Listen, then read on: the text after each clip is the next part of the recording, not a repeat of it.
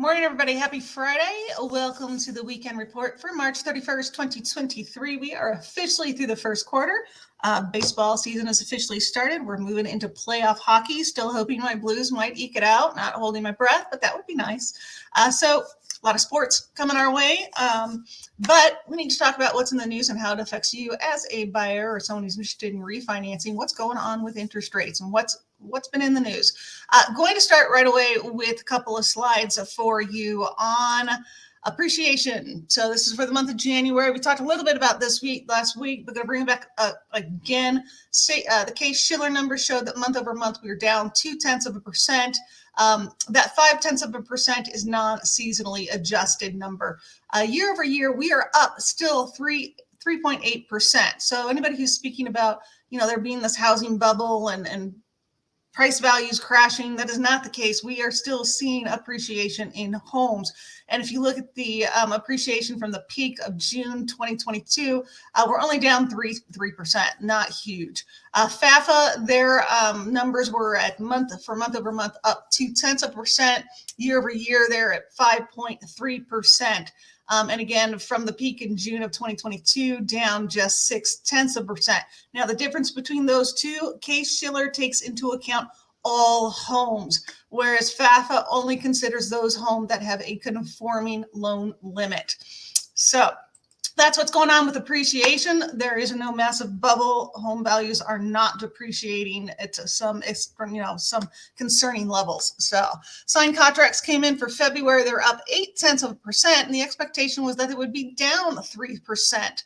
So this is good. We've had 3 consecutive months of increases, and this speaks to the fact that the rates did drop in January. People do want to buy. They're getting back out there, so we are seeing more people writing. Mortgage applications were up last week 2%. Refis were up 5%. So that's interesting. And I think that speaks to the fact that we are seeing less consumer spending. And I think that as these continued short-term interest rates continue to go up, it is putting financial pressure on households. So not surprising that some people might be looking to take out some equity in their homes and pay off high interest credit cards, installment debts, and so forth. Fourth quarter GDP came out. The final reading, it was at 2.6%. It did start the initial reading at 2.9%, then was revised down to 2.7%, and the final reading now at 2.6%. And this is a measure of the U.S. economic growth. And then CoreLogic loan performance, I'm bringing this up just because, again, I want to speak to the fact that I don't feel like there's any bubble out there or any concerns that we have with the housing market and their values. 30-day delinquents are down 2.8%, down to 2.8%. They were at 3%. 90-day delinquency on mortgages stayed flat at 1.2%. So that means that we're not seeing people continuing to make late payments if they are behind.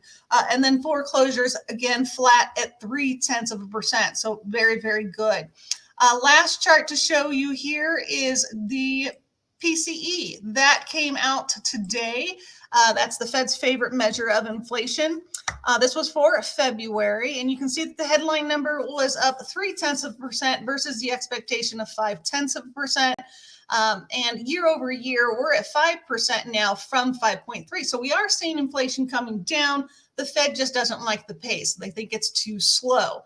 Now, the core number, which is their favorite number, which that strips out food and energy, it's up 0.3% versus 0.4%. But year over year, we are down from 4.7 to 4.6%. Not a major move. But again, this is because what we've talked about in the past couple of weeks, the shelter component.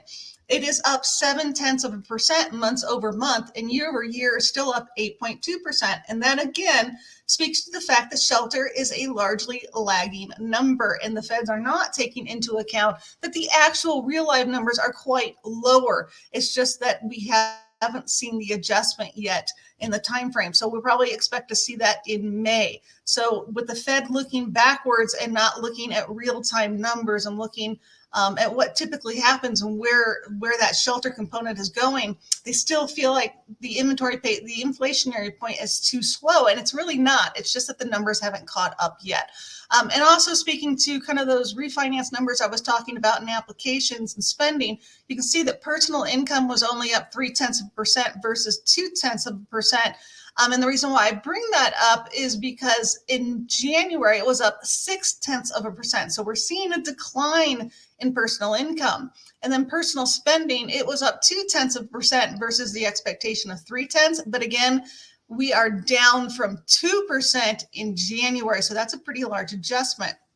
All right, so now let's look at the charts. You can see that this week we've kind of hovered around this line for the entire week. We've not seen a lot of movement in the interest rates. We've seen a little bit of fluctuation, but nothing really, nothing was a strong mover this week. And even the PCE report today was not a strong mover.